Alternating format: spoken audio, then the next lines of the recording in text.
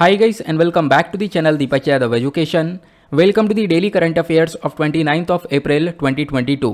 तो गाइज आज है तारीख 29 अप्रैल 2022 और है फ्राइडे। आज की तारीख से जितने भी मोस्ट इंपॉर्टेंट करंट अफेयर्स बनेंगे उन सभी करंट अफेयर्स को हम लोग डिटेल में डिस्कस करेंगे। तो चलो शुभारंभ करते हैं। बट उससे पहले गाइज अगर आप लोग को इस टॉप न्यूज़ एनालिसिस यानी टीएनए का पीडीएफ चाहिए तो क्या करना है, नीचे डिस्क्रिप्शन बॉक्स में आप सभी लोगों को पीडीएफ लिंक के नाम से एक लिंक मिल जाएगा। जैसे आप लोग उस पर क्लिक करोगे ये चैनल ऑटोमेटिकली ओपन हो जाएगा, इसको जाकर ज्वाइन कर लेना। वहाँ पे ज्वाइन करने से फ़ायदा आपको ये होगा कि आप लोग डेली बेसिस पर टीएनए के पीडीएफ को डाउनलोड कर पाओगे। देखो अगर आप लोग को इस तरीके से ये चैनल नहीं मिलता है तो एक और बहुत सिंपल सा तरीका है, डायरेक्टली टेलीग्राम पर जाना और सर्च बॉक्स में टाइप करना दीपक यादव एजुकेशन। आपके सामने इस प्रकार से ये तीनों चैनल निकल कर आ जाएंगे। एक के आगे आंसर राइटिंग लिखा है, एक के आगे यूपीएससी लिखा है और एक के आगे आपको कुछ नहीं लिखा हुआ मिलेगा, लेकिन यहाँ पर 17,000 प्लस सब्सक्राइबर्स मिल जाएंगे। तो तीनों को ही जाकर ज्वाइन कर लेना, क्योंकि यहाँ पे आपको अलग अलग चैनल पर अलग अलग चीज़ें मिलती हैं, जैसे कि पीडीएफ्स हो गया और हमारे टीएनए का पीडीएफ, न्यूज़पेपर का पीडीएफ और डेली बेसिस पर इंपॉर्टेंट आर्टिकल्स और डेली आंसर राइटिंग भी आपको यहाँ पे करवाई जाती है। एट द लास्ट अगर आप लोग मुझसे कनेक्ट होना चाहते हो तो नीचे डिस्क्रिप्शन बॉक्स में मेरे इंस्टाग्राम आईडी का लिंक भी मिल जाएगा, वहाँ पर कनेक्ट होकर आप मुझसे अपनी क्वेरीज को पूछ सकते हो। नाउ स्टार्ट करेंगे डिस्कशन को। यह है हमारा आज का सबसे पहला आर्टिकल। एक बहुत इंपॉर्टेंट आर्टिकल है एग्जामिनेशन के पॉइंट ऑफ व्यू से। सिंपली इस आर्टिकल को आप लोग जीएस पेपर 3 स्पेस और टेक्नोलॉजी से रिलेट कर पाओगे। हम लोग बात करने वाले हैं मार्स के बारे में। आज आपको मैं बहुत सारी नई चीज़ें यहाँ पे बताने वाला हूँ, आप बहुत कुछ नया सीखने वाले हो। काफ़ी सारे लोगों को इसमें बहुत सारी ऐसी बातें होंगी जो कि पता भी होंगी। तो हुआ क्या, नासा ने हम लोगों को एक चीज़ बताई है और नासा ने उस चीज़ का जो वीडियो है वो यूट्यूब पर पब्लिश भी किया है। वो वीडियो इस चीज़ को लेकर है कि जो मार्स यानी मंगल ग्रह है, मंगल ग्रह के ऊपर हमने देखा है सूर्य ग्रहण लगा है। तो मंगल ग्रह के ऊपर ये सूर्य ग्रहण लगा है, इसका वीडियो नासा ने दिया है, प्लस यहाँ पे इसके बारे में डिटेल से बताया है। फिर उसके बाद ग्रहण के बारे में हम लोग समझेंगे कि किस किस प्रकार के होते हैं, कैसे यहाँ पे ग्रहण लगता है, इसका पूरा प्रोसेस क्या होता है। मार्स के बारे में जानेंगे, मार्स के ऊपर जो मिशंस भेजे गए अभी तक वो कवर करेंगे। मतलब बहुत सारी चीज़ें हैं इस आर्टिकल के अंदर में जो कि डायरेक्टली आपको मेंस के साथ साथ प्रीलिम्स में बहुत बहुत हेल्प करने वाली है। तो सिंपली आप देख पाओगे, बेसिक से स्टार्ट करेंगे जैसे हम लोग रोजाना स्टार्ट करते हैं हर एक आर्टिकल को। तो इशू यहाँ पर ये निकल कर आता है, नासा मतलब कि national aeronautics and space administration, जो कि यूएस की स्पेस एजेंसी है, इन्होंने यहाँ पर बताया और इन्होंने यहाँ पर इस चीज़ को अच्छे से कैप्चर किया है। इसके बारे में हम लोग को दिखाया भी है कि जो मंगल ग्रह है उसके ऊपर सूर्य ग्रहण देखने को मिला है और ये सारी चीज़ें रिकॉर्ड करी गई हैं नासा के परसेवरेंस रोवर के थ्रू। ये आपको रोवर देखने को मिलेगा, ये नासा ने मार्स के ऊपर अपना रोवर भेज रखा है। अभी मैं इसके बारे में भी आप लोग को डिटेल से बताऊंगा।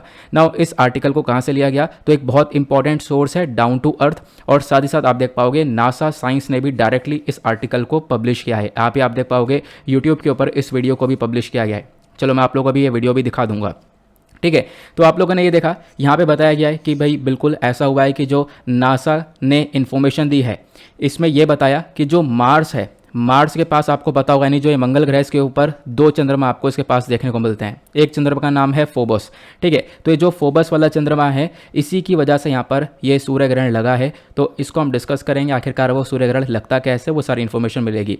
आर्टिकल इतना इंपॉर्टेंट है कि हमारे देश के काफ़ी सारे न्यूज़पेपर्स ऑलरेडी कवर कर चुके हैं, लाइव मिनट के अंदर भी यहाँ पर ये आ चुका है। दैट इज़ वाई मैंने इस आर्टिकल को उठा लिया और यहाँ पर हम इसको कवर करने वाले हैं।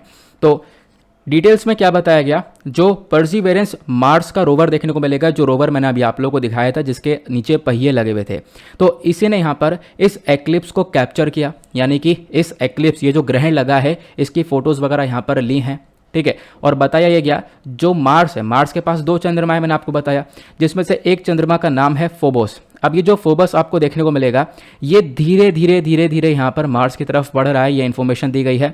और साथ ही साथ यहाँ पे बताया गया ये मार्स की ओर बढ़ने के साथ साथ, और आप कह सकते हो आने वाले टाइम पर लाखों साल बाद यहाँ पर ये मार्स से टकराएगा, ऐसी इन्फॉर्मेशन भी हम लोग को नासा देता है, ठीक है।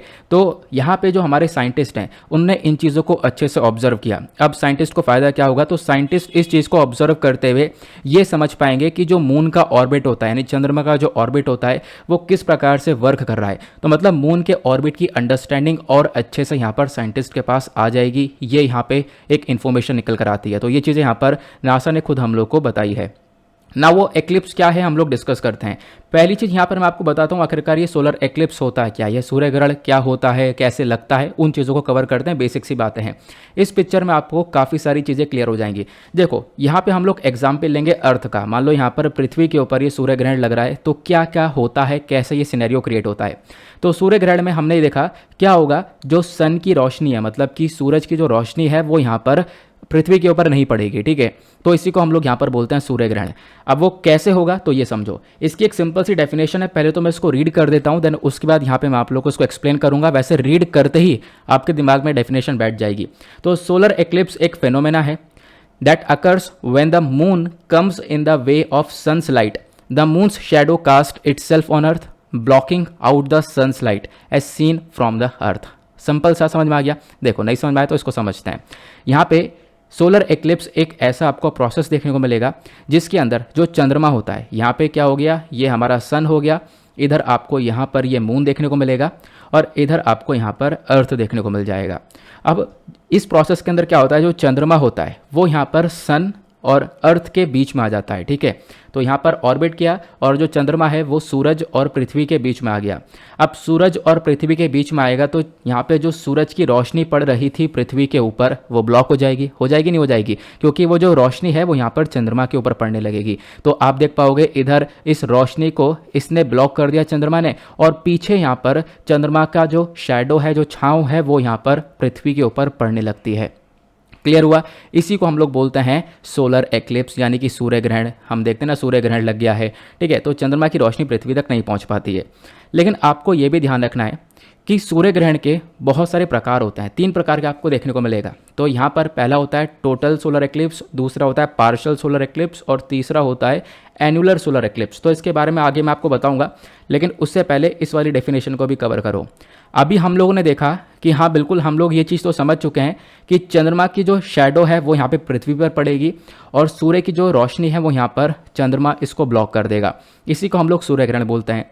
लेकिन यहाँ पे आपको देखने को ये मिलेगा कि जो चंद्रमा की शैडो पड़ रही है वो यहाँ पर 2 प्रकार से पड़ती है, ठीक है। एक रीजन कहलाता है उम्ब्रा वाला और दूसरा होता है पेनुम्ब्रा। इसको समझते हैं। इस वाले पिक्चर में आपको ये दोनों क्लियर हो जाएगा। देखो मान लो यहाँ पर ये जो रोशनी है चंद्रमा की, सूरज की जो रोशनी है वो इस प्रकार से यहाँ पर आ रही है और चंद्रमा ब्लॉक कर रहा है। अब क्या हुआ इसके पीछे, क्योंकि ऑब्वियस सी बात है यहाँ पे जो ये सूरज की रोशनी है वो यहाँ पे पड़ रही है, पीछे नहीं जा रही है। अब पीछे क्या होगा, अंधेरा हो जाएगा, पीछे यहाँ पे शैडो पहुँच जाएगा। तो जो इस प्रकार से शैडो होगा, जो एक कोन शेप में इस प्रकार से जो ये शैडो पड़ेगा ना, इस वाले रीजन को हम लोग बोलते हैं उम्ब्रा रीजन, ठीक है। अब यहाँ पे आप देख पाओगे क्या होगा, एक तरीके से ये आपको ये देखने को मिल जाएगा, ये यहाँ पर पूरी तरह से रोशनी जो है वो ब्लॉक हो जाएगी। अब जब रोशनी ब्लॉक हो जाएगी और ये जो पीछे वाला रीजन देखने को मिलता है, जो थोड़ा सा वाइडर वाला रीजन देखने को मिलेगा, ये वाला हमारा रीजन कहलाता है पेनुम्ब्रा वाला रीजन, ठीक है। इसको ध्यान रखना, क्योंकि ऑब्वियस ही बात है जब यहाँ पर आप देख पाओगे रोशनी को ब्लॉक करेगा तो 2 तरीके से ब्लॉक हो जाएगी। एक तो यहाँ से आप देख पाओगे ये हो गया, दूसरा यहाँ पे आप देख पाओगे इस प्रकार से। जो ये वाला अंदर वाला रीजन है ये उम्ब्रा रीजन कहलाता है, जो बाहर वाला रीजन है ये आपको पेनुम्ब्रा रीजन कहलाता हुआ नजर आता है, ठीक है। तो दोनों के बारे में ज़रूर ध्यान रखना। जो सेंट्रल यानी बीच वाला रीजन है वो उम्ब्रा रीजन हुआ, जो आउटर वाला बाहर वाला रीजन है वो पेनुम्ब्रा हुआ। वो डिपेंड करेगा कि किस प्रकार से यहाँ पर वो शैडो पास हो रहा है अर्थ के ऊपर, ठीक है, किस प्रकार से वो छाँव पड़ रही है अर्थ के ऊपर, वो उस चीज़ के ऊपर डिपेंड करेगा, ठीक है। ऐसे पड़ रही है तो वो पेनुम्ब्रा और इस तरीके से पड़ रहा है तो वो उम्ब्रा। क्लियर हुआ। अब बात करते हैं जो सोलर एक्लिप्स है, इसको हम लोग देखते हैं कि ये 3 प्रकार के अंदर बांटा गया है। 3 प्रकार से ये जाना जाता है। एक पार्शियल एक्लिप्स के नाम से जाना जाता है, दूसरा एनुलर एक्लिप्स के नाम से जाना जाता है और तीसरा यहाँ पर इसको हम लोग टोटल एक्लिप्स के नाम से जानते हैं। पार्शियल एक्लिप्स के अंदर क्या होता है, मान लो यहाँ पर ये क्या है, ये सन है, ठीक है, ये सूर्य है और ये यहाँ पर आप देख पा रहे होंगे ये यहाँ पर है मून यानी चंद्रमा। अब चंद्रमा आ रहा है सन के आगे, अब सन के आगे आ रहा है, लेकिन यहाँ पर सिर्फ इतना ही यहाँ पर ब्लॉक किया गया, मतलब आधे सन को ब्लॉक कर दिया है और आधा सन यहाँ पर दिख रहा है। तो मतलब यहाँ पर ये आधा सूर्य ग्रहण यहाँ पे लगता हुआ नजर आएगा, जिसको हम लोग पार्शियल एक्लिप्स बोलते हैं। दूसरा आप यहाँ पे देख पाओगे ये है एनुलर एक्लिप्स। अब ये इसमें खास बात है, देखो जो ये एनुलर एक्लिप्स आप लोग को देखने को मिलता है, इसके अंदर यहाँ पे जो चंद्रमा है वो बिल्कुल सन के बीचों बीच आ जाता है। अब बीचों बीच आपको दिख रहा होगा, यानी कि ये जो ब्लैक कलर का दिख रहा है ये मून है, पीछे आपको सन दिख रहा होगा। लेकिन बीचों बीच आने के बाद में साइड साइड से एक रिंग सी बन जाती है, ये आप लोग को दिख रहा होगा, ठीक है। ये एक रिंग बनती है, इसको हम लोग रिंग ऑफ फायर के नाम से भी जानते हैं, आपको इसके बारे में भी मालूम होगा, ठीक है। तो इसी को हम लोग रिंग ऑफ फायर बोलते हैं।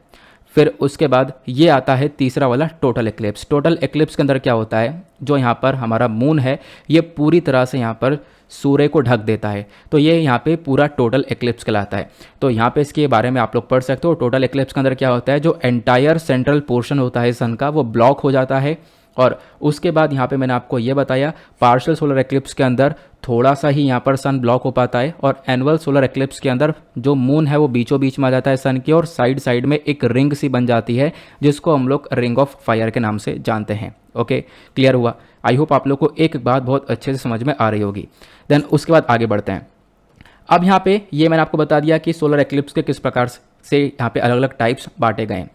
देन अब बात करते हैं हम लोग इस परसेवरेंस रोवर के बारे में, मतलब कि ये जो रोवर भेजा है नासा ने, जिसकी मदद से हमने ये देखा कि अब ये जो ग्रहण लगा है उसके बारे में, ठीक है। तो ये रोवर क्या है, कैसे वर्क करता है, इसके बारे में आपको बताता हूँ थोड़ा सा। लेकिन उससे पहले आप लोग ज़रा ये वाला वीडियो देख लो, ठीक है। इस वीडियो में आपको ये पूरा का पूरा देखने को मिलेगा कि किस प्रकार से नासा ने ये वीडियो हम लोग को दिया है।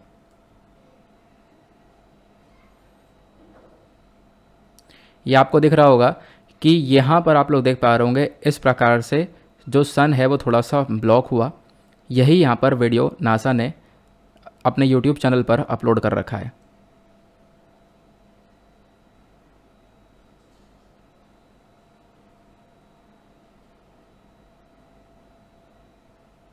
ये बिल्कुल जाकर पास हो चुका है, बिल्कुल।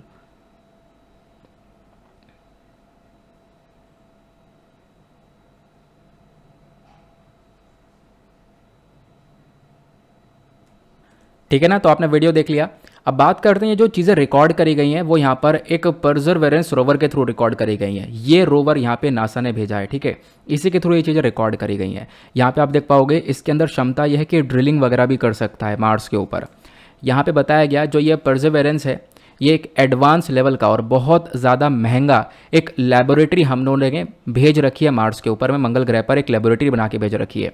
प्लस यहाँ पे बताया ये भी गया कि भाई इसके अंदर कैपेबिलिटी बहुत सारी है, मतलब कि यहाँ पर ये ड्रिलिंग कर सकता है, यानी कि थोड़ा बहुत यहाँ पे आप देख पाओगे इस प्रकार से गड्ढा वगैरह कर सकता है मार्स के ऊपर में। देन उसके बाद यहाँ पे मार्स के अंदर गड्ढा करने के बाद कुछ अंदर से सैंपल्स को ये कलेक्ट कर सकता है, ठीक है। तो इस प्रकार के काम ये वाला जो लेबोरेटरी है ये कर सकता है, ये इसके अंदर कैपेबिलिटीज़ हैं।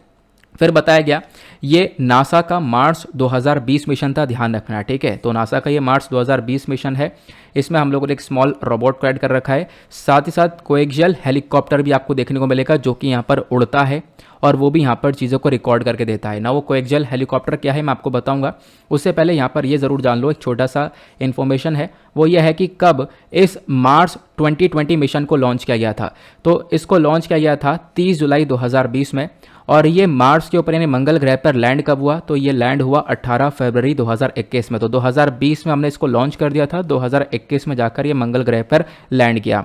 नाम क्या है, नासा मार्स 2020 मिशन, जिसने यहाँ पर ये सारी इन्फॉर्मेशन दी है। अब आगे मैं आप लोग कुछ वीडियोस दिखाऊंगा, आप लोग बस खाली उसको ध्यान से देखना। ये आप देख पाओगे ये है रोवर जिस तरीके से वर्क कर रहा है। देन उसके बाद यहाँ पे आप देख पाओगे ये कोएक्सियल हेलीकॉप्टर जो कि उड़ते हुए यहाँ पर चीज़ों को कैप्चर करता हुआ नजर आएगा, ये यहाँ पे आप देख पाओगे, ठीक है। तो ये चीज़ें यहाँ पे मार्स के ऊपर भेजी गई हैं जो कि हम लोग को सारी इन्फॉर्मेशन ये देता है। इस प्रकार से आप लोगों ने देखा ये हेलीकॉप्टर उड़ा, पीछे यहाँ पे रोवर खड़ा हुआ है, एक बार और आप लोग देख सकते हो। फिर उसके बाद ये रोवर ऑलरेडी यहाँ पे आप लोग देख ही चुके हो, ठीक है। तो ये इस प्रकार से चीज़ें सेंड करी गई है मार्स के ऊपर जो कि हम लोगों को काफ़ी सारी इन्फॉर्मेशन लगातार दे रहा है। क्लियर हुआ? अब बात करते हैं कुछ और डिटेल्स की। जैसे मैंने आपको बताया कि इसको जुलाई में भेजा गया, फरवरी में पहुंचा, किस प्रकार से पूरा का पूरा प्रोसेस हुआ। तो मतलब कि इस पूरे के पूरे मिशन को पावर कहाँ से मिल रहा है, इसका पावर सोर्स क्या है, तो पावर सोर्स इसका MMRTG मतलब कि multi mission radio isotope thermo electric generator. तो इस जनरेटर की मदद से हम लोगों ने इस पूरे मिशन को सक्सेसफुल बनाया है, क्योंकि ये यहाँ पर पावर दे रहा है, एनर्जी दे रहा है इस पर्टिकुलर मिशन को। यहाँ पे क्या होता है, इस जनरेटर का काम यह है हीट को ये कन्वर्ट कर देता है, ठीक है, हीट को कन्वर्ट कर देता है बिजली के अंदर में, जिसकी मदद से ये हमारा पूरा मिशन वर्क कर रहा है। नाउ ये हीट कहाँ से ली जाती है, तो ये हीट ली जाती है प्लूटोनियम डाइऑक्साइड से, ठीक है, जो कि हमें नेचुरली मिल रहा है। यहाँ पे प्लूटोनियम क्या होता है, इसके बारे में कुछ फैक्चुअल इन्फॉर्मेशन ध्यान रखना इंपॉर्टेंट है। प्लूटोनियम का एलिमेंट सिंबल Pu आपको देखने को मिलता है, एटॉमिक नंबर इसका 94 है और एटॉमिक मास इसका 244 देखने को मिल जाता है। प्लूटोनियम सिल्वर कलर का मेटल है। जो जितने भी प्लूटोनियम हैं, आइसोटोप्स हैं, वो सारे रेडियो एक्टिव आपको देखने को मिल जाते हैं, जैसा मैंने अभी आप लोगों को इसके बारे में यहाँ पर मेंशन करा है। एक नेचुरल रेडियो एक्टिव है ये, ठीक है, जो कि नेचुरल अकरिंग मटेरियल है, मैंने आपको बताया, ठीक है। तो इसका यूज़ हम लोग कर रहे हैं और इसका यूज़ इतना बेहतरीन तरीके से किया जा रहा है कि जो प्लूटोनियम डाइऑक्साइड है बेसिकली, उसको हम लोग क्या कर रहे हैं, उसकी जो गर्मी है, ठीक है, उसकी गर्मी को हम लोग कन्वर्ट कर रहे हैं इलेक्ट्रिसिटी के अंदर में, उसकी मदद से यहाँ पे हम लोग को ये पावर मिल रही है। क्लियर हुआ? तो ये इस प्रकार से मिशन काम कर रहा है। अब क्वेश्चन ये है कि इसका ऑब्जेक्टिव क्या है। तो पहला ऑब्जेक्टिव ये है कि जो ये परसेवरेंस है, इसका मेजर ऑब्जेक्टिव यहाँ पर ये देखने को मिलता है कि हम लोग एंशिएंट माइक्रोबियल लाइफ के बारे में जान सकें, ठीक है। यानी कि यहाँ पर हम लोगों को लगता है कि जो माइक्रोबियल यानी जो माइक्रोब्स हैं, उनके जीवन का संकेत है यहाँ पर, तो उनके जीवन को देखते हुए हम लोग यहाँ पर खोज कर रहे हैं थोड़ा सा, ठीक है, उसको चीज़ को देख रहे हैं। साथ ही साथ यहाँ पे जो ये रोवर घूम रहा है, ये स्टडी कर रहा है प्लस एनालाइज कर रहा है रेड प्लैनेट को, यानी मार्स को एनालाइज कर रहा है, उसकी चट्टानें एनालाइज कर रहा है, वहाँ पे जो कूड़ा है, डस्ट है, उसको एनालाइज कर रहा है, ठीक है। तो आप लोग देख पाओगे। साथ ही साथ यहाँ पर ये पहला एक ऐसा रोवर बना है जो कि मार्स के ऊपर से सैंपल्स को कलेक्ट कर रहा है, और यहाँ पे कुछ सैंपल्स यहाँ पे दिखाएं हम लोग को, सारी इन्फॉर्मेशन यहाँ पर दी है। तो आप कह सकते हो जो एक तरीके से सैंपल्स वगैरह हैं उसको कलेक्ट करने वाला ये पहला रोवर है, ध्यान रखना इसके बारे में। साथ ही साथ यहाँ पे अब हम लोग बात करेंगे कुछ इंपॉर्टेंट फैक्ट्स के बारे में मार्स के रिगार्डिंग, जो कि प्रीलिम्स के पॉइंट ऑफ व्यू से काफ़ी इंपॉर्टेंट है। सबसे पहली चीज़, जब आप लोग सोलर सिस्टम को देखते हो तो यहाँ पर मरकरी, वीनस, अर्थ, मार्स, तो अर्थ के बाद यहाँ पर आपको मार्स देखने को मिल जाएगा। इसी वाले प्लैनेट के बारे में हम लोग चर्चा कर रहे हैं। अब ये पिक्चर मैंने जानबूझ के लगाया है क्योंकि इस पिक्चर में से मुझे आपसे 2 क्वेश्चन पूछने हैं, ठीक है, और रिसेंटली वो चर्चा में है, तो बस ध्यान से इस पिक्चर को देखो, उस क्वेश्चन का आंसर दो। यहाँ पे हमने देखा अर्थ ये है, मार्स ये है, और मार्स और जुपिटर के बीच में एक ये बेल्ट आपको देखने को मिल जाती है, ठीक है। यहाँ पर आप देख पाओगे छोटे छोटे रॉक्स देखने को मिल रहे हैं, एक बेल्ट है। इस बेल्ट का नाम क्या है, नीचे कमेंट सेक्शन में बताना। फिर उसके बाद यहाँ पे पूरे सोलर सिस्टम से बाहर निकलने के बाद एक और बेल्ट ये देखने को मिलती है जो कि रिसेंटली चर्चा में थी, तो इस बेल्ट का नाम क्या ये बताना। तो दोनों बेल्ट यहाँ पे चर्चा में है, तो इन दोनों का नाम आपको नीचे कमेंट सेक्शन में बताना है, इसी वजह से मैंने यहाँ पर ये पिक्चर को लगाया। देन अब बात करते हैं कुछ इन्फॉर्मेशन की मार्स के बारे में। मार्स जो है वो चौथा प्लैनेट है, जब इसको हम लोग सन से लगातार गिनते हुए चलते हैं तो यहाँ पे चौथे नंबर पर आने वाला प्लैनेट है। देखोगे यहाँ पर 1, 2, 3 और ये चौथे नंबर पर आने वाला प्लैनेट ये देखने को मिल जाता है। प्लस अर्थ के कंपैरिजन में देखें तो अर्थ के कंपैरिजन में मार्स का जो साइज़ है वो थोड़ा सा आधा देखने को मिल पाएगा। तो Mars is about half the size of earth, पृथ्वी का आधा ही यहाँ पे साइज़ देखने को मिलता है मार्स का। प्लस यहाँ पे कुछ सिमिलैरिटीज़ है मार्स और अर्थ के बीच में, वो सिमिलैरिटीज़ क्या आपको बताऊंगा। जैसे एक मार्स जो है वो सन को ऑर्बिट करता है और एक रोटेशन कंप्लीट करता है 26.6 घंटे में, 24.6 आवर्स के अंदर। और इसी तरीके से आपको पता होगा अर्थ यानी जो पृथ्वी है वो भी यहाँ पर एक चक्कर मारती है सन का, और वो उसमें वो कितने समय मारती है, 23.9 आवर्स में। तो यहाँ पर भी काफ़ी सिमिलैरिटी है, काफ़ी एक साथ चीज़ें यहाँ पे नज़र आती हैं, ठीक है। तो जो अर्थ है वो यहाँ पे सन से 93 माइल्स दूर है, और जो मार्स है वो सन से 142 माइल्स की दूरी पर आपको देखने को मिल जाता है। और ये मैंने आपको बता दिया कि एक दिन में यहाँ पर कितने घंटों में यहाँ पे चक्कर मारता है, तो इसमें काफ़ी सिमिलैरिटी नज़र आती है। अभी मैंने आपको थोड़ी देर पहले ही इसके बारे में बताया है। उसके बाद पृथ्वी के पास आपको एक चंद्रमा देखने को मिलेगा और मार्स के पास में आपको 2 चंद्रमा देखने को मिलते हैं। एक फोबोस जिसके बारे में अभी हमने चर्चा करी है, फोबोस के बाद में जो दूसरा चंद्रमा है वो है डाइमोस, ठीक है। बाकी हम लोग यहाँ पे टेम्परेचर के बारे में बात करें तो एवरेज पृथ्वी पर आपको 13 डिग्री देखने को मिल जाएगा, और मार्स के ऊपर एवरेज -62 डिग्री आपको देखने को मिल जाएगा, यानी ठंडा बहुत ज़्यादा है। फिर और क्या सिमिलैरिटी है, जैसे आप देख पा रहे हो पृथ्वी के ऊपर अलग अलग सीज़न आते हैं, उसी प्रकार से मार्स के ऊपर भी अलग अलग सीज़न आते हैं। लेकिन डिफरेंस यहाँ पर यह है कि पृथ्वी के ऊपर सीज़न जल्दी जल्दी बदलते हैं, लेकिन मार्स के ऊपर सीज़न लंबे समय तक रहते हैं। प्लस जो ये मैरिटन डे होता है इसको हम लोग सोल बोलते हैं, ठीक है। जब यहाँ पे मार्स के ऊपर दिन होता है उसको सोल बोला जाता है, शॉर्ट ऑफ सोलर डे, ठीक है। तो ध्यान रख सकते हो इसके बारे में, छोटी छोटी इन्फॉर्मेशन है, इंपॉर्टेंट है। फिर मार्स के सरफेस के बारे में बात करें तो इसका जो कलर है वो आपको ब्राउन कलर का देखने को मिलेगा, गोल्डन कलर का, और प्लस थोड़ा सा रेडिश कलर का भी आपको देखने को मिल जाता है, थोड़ा सा लाल कलर है। वो क्यों? यहाँ पे जो रॉक्स है ना, जो चट्टान है, उसके ऊपर जंक सी देखने को मिल जाती है। जंक का कलर जैसे हमारे लोहे के ऊपर जंक लगती है ना, उसका कलर रेड कलर का होता है ना। तो उसी प्रकार से जो चट्टान है उसके ऊपर जो ये रस्टिंग है उसका कलर भी रेड कलर का है। दैट इज़ वाई हम लोग को जो ये मार्स है वो थोड़ा सा रेड देखने को मिलता है, और इसी वजह से मार्स को हम लोग रेड प्लैनेट के नाम से भी जानते हैं। देन उसके बाद मार्स के ऊपर, ये बहुत इंपॉर्टेंट बात है, ध्यान रखना, मार्स के ऊपर पूरे ब्रह्मांड का सबसे बड़ा वॉल्केनो देखने को मिलता है, सबसे बड़ा ज्वालामुखी, जिसका नाम है ओलंपस मोन। बोला यह जाता है कि पृथ्वी के ऊपर जो माउंट एवरेस्ट है, माउंट एवरेस्ट से भी 3 गुना ज़्यादा बड़ा ये वॉल्केनो देखने को मिलता है। यहाँ पे आप देख पाओगे, ये पिक्चर भी मैं लेकर आया हूँ, ठीक है, मतलब थोड़ा सा देखने में डर सा लगेगा, ये आप देख पाओगे, ये वॉल्केनो का साइज़ है ओलंपस मोन का, जो कि मार्स के ऊपर आपको देखने को मिलेगा। ठीक है, यहाँ पे बताया गया जो ओलंपस मोन है मार्स के ऊपर, ये बहुत ज़्यादा बड़ा है, 27 किलोमीटर टॉल देखने को मिलेगा, और माउंट एवरेस्ट से 3 गुना ज़्यादा हाइट पर है। माउंट एवरेस्ट ये है तो यहाँ पे ओलंपस मोन ये है। तो ये एक सबसे बड़ा वॉल्केनो कहाँ पर है पूरे सोलर सिस्टम का, वो आपको देखने को मिल जाएगा मार्स के ऊपर। एटमॉस्फेयर के बारे में बात करें तो मार्स के ऊपर एक मतलब पतला सा एटमॉस्फेयर देखने को मिलेगा। पतला मतलब हल्का सा एटमॉस्फेयर, जिसमें कार्बन डाइऑक्साइड, नाइट्रोजन और आर्गन गैसेस पाई जाती हैं। मून की बात करें तो हम डिस्कस कर ही चुके हैं, 2 मून मिलते हैं, फोबस और डेमोस के नाम से आपको ये 2 मून देखने को मिल जाते हैं मार्स के ऊपर। फिर हमने मार्स को अच्छे से एनालाइज करने के लिए, उसके ऊपर प्रॉपर स्टडीज़ करने के लिए अलग अलग मिशंस को भेजे हैं। ऐसा नहीं है कि सिर्फ इंडिया ने भेजा है, दुनिया भर से बहुत सारी कंट्रीज़ ने इन मिशंस को भेजा है। अब सारे मिशन के बारे में आप लोग को एक एक करके बताता हूँ, छोटी छोटी इन्फॉर्मेशन है, इंपॉर्टेंट है। जैसे कि आपको पता होगा इंडिया का यहाँ पे जो मिशन है वो यहाँ पर मंगल मिशन देखने को मिल जाएगा, मिशन मंगल है ना, और मंगलयान जिसको हम लोग बोलते हैं, 2013 में हम लोगों ने भेजा था, उसके ऊपर एक मूवी भी देखने को मिलेगी जिसी का थंबनेल मैंने लगा दिया है ना। तो अब मिशन में बात करें तो यहाँ पे आप लोग इस पिक्चर में देख पाओगे, तो मार्स के ऊपर एक मिशन भेजा गया था, एक्सो मार्स रोवर। एक्सो मार्स रोवर 2021 में भेजा गया था। ये किसका है? यूरोपियन स्पेस एजेंसी और रशिया, यानी यूरोप और रशिया की स्पेस एजेंसी ने यहाँ पे प्लान किया था कि हम लोग एक जॉइंट मिशन भेजेंगे मार्स के ऊपर सितंबर 2022 के अंदर में। लेकिन यहाँ पर जब से रशिया ने यूक्रेन के ऊपर अटैक किया है तब से ये मुद्दा अभी तक लटका पड़ा है, इसके ऊपर काम नहीं किया गया। तो यहाँ पे वैसे नाम याद रखना, एक्सो मार्स मिशन। दूसरा मिशन है तियानवान 1 करके, ये चाइना का मार्स मिशन है। ये चाइना का पहला मार्स मिशन है जिसको यहाँ पर भेजा गया है, जिस पे हम लोग एक तरीके से पता लगाएंगे कि जो मार्स है उसके नीचे वाटर प्रेजेंट है यानी, तो यहाँ पे इसके ऊपर एक तरीके से सर्च किया जाएगा, और पानी प्रेजेंट होगा तो ऑब्वियस सी बात है यहाँ पे लाइफ हो सकती है या नहीं हो सकती है, उसके ऊपर रिसर्च करेगा। देन उसके बाद यहाँ पर तीसरा जो मिशन है वो है यूएई का hope mission. Hope Mars mission काफ़ी चर्चा में था, ठीक है। अब ये जो यूएई है, यूएई का ये पहला इंटरप्लेनेटरी मिशन देखने को मिलेगा 2021 का। इसका मेजर मकसद यहाँ पर यह है कि हम लोग मार्स के क्लाइमेट के बारे में इंफॉर्मेशन को निकाल कर लेकर आएँ। फिर इंडिया की बात करें तो इंडिया का मिशन है मार्स ऑर्बिटर मिशन, MOM, या फिर इसको हम मंगलयान के नाम से भी जानते हैं, ठीक है। तो यहाँ पे इसको 2013 में लॉन्च किया गया था।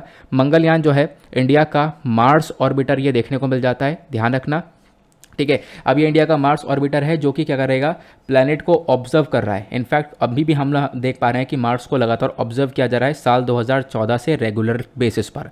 क्लियर हुआ? तो ये मार्स के बारे में सारी इन्फॉर्मेशन आपको मिल चुकी है। आई होप आप लोगों को बहुत कुछ जानने को मिला है, सारी इन्फॉर्मेशन मिल चुकी है।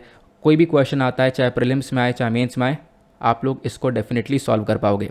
अब फटाफट करना क्या है, आप लोग को सपोर्ट करना है। काफ़ी रिसर्च लगी है, काफ़ी मेहनत लगी है, तो आप लोग वीडियो को लाइक करके आप अपना सपोर्ट दिखा सकते हो, और हमारा जो टारगेट है 2K प्लस लाइक्स का, उसको अचीव करवा सकते हो। चलो आगे बढ़ते हैं अगले आर्टिकल की तरफ। नेक्स्ट आर्टिकल भी ज़बरदस्त होने वाला है।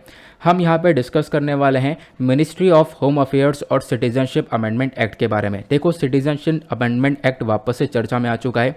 देखो, इसको लेकर प्रोटेस्ट काफ़ी हुआ था, आपको पता होगा 2019 के अंदर इसको लाया गया था।